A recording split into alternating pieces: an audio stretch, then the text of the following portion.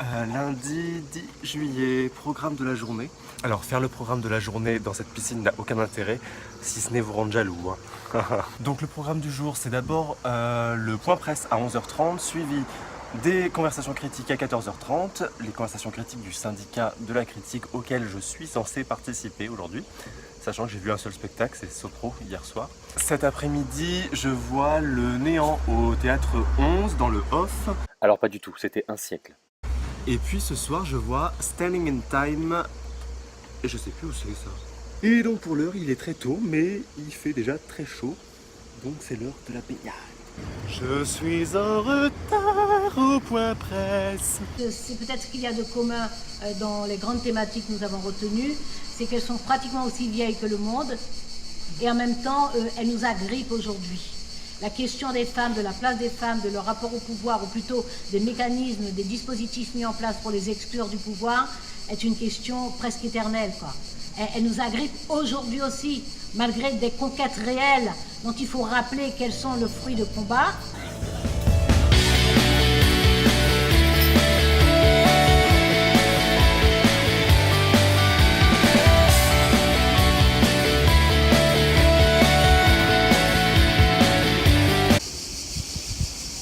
Je sors tout juste du cloître, c'était assez bizarre en fait de participer à ces conversations critiques parce que j'avais vu qu'un seul spectacle, moi je suis arrivé hier, donc j'ai vu seulement Sopro, c'est le seul sur lequel j'ai pu m'exprimer.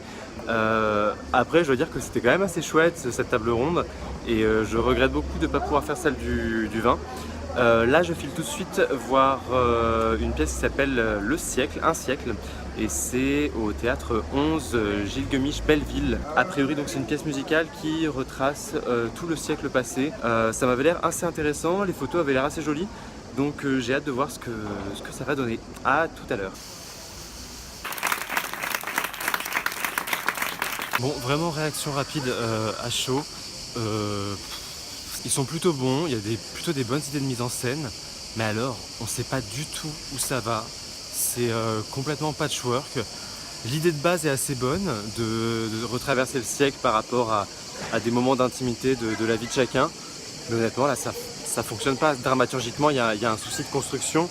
Je ne saurais même pas vous donner un exemple de sujet qui a été évoqué, tellement il y en a eu en fait dans cette pièce. J'ai complètement décroché au bout de 10 minutes.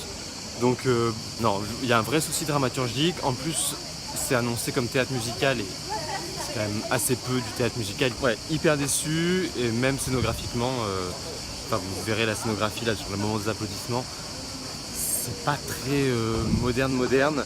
Après voilà, heureusement ils sont quand même assez bons et il y a quand même quelques moments de fulgurance en termes d'esthétique. Donc ça rattrape un peu le tout. Je dois bien reconnaître que là, 1h10, c'était long. En fait, c'était très long. Donc, très déçu.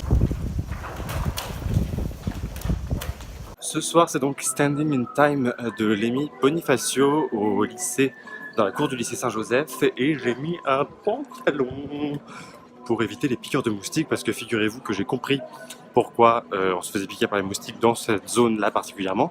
C'est que la rue des Teinturiers est juste derrière, et la rue des Teinturiers, il y a de l'eau.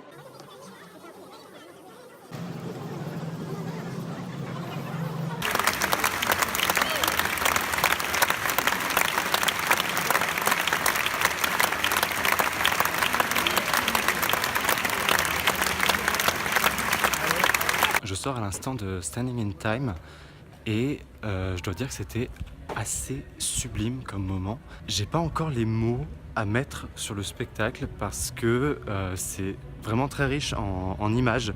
Il a un don pour créer des images avec des éléments et bannir les actions qui sont normalement liées à ces éléments. Par exemple la pierre, le sang, la femme nue et la mort qui est là. Tout ça, par exemple, ça peut évoquer la lapidation et pourtant il n'y a aucune scène de lapidation. Tout le spectacle est comme ça, c'est tout le récit est dans l'image. J'ai trouvé ça extrêmement réussi et vraiment très beau. Il a un don pour jouer aussi avec les lenteurs et avec des ruptures qui arrivent vraiment de manière très sporadique, mais en même temps elles sont là et quand elles arrivent, on se les prend plein dans la gueule. Donc vraiment, j'ai trouvé ça fascinant. Ça vaut vraiment le coup d'aller voir Standing in Time. Ça fait un quart d'heure que je cherche des frites dans tout Avignon.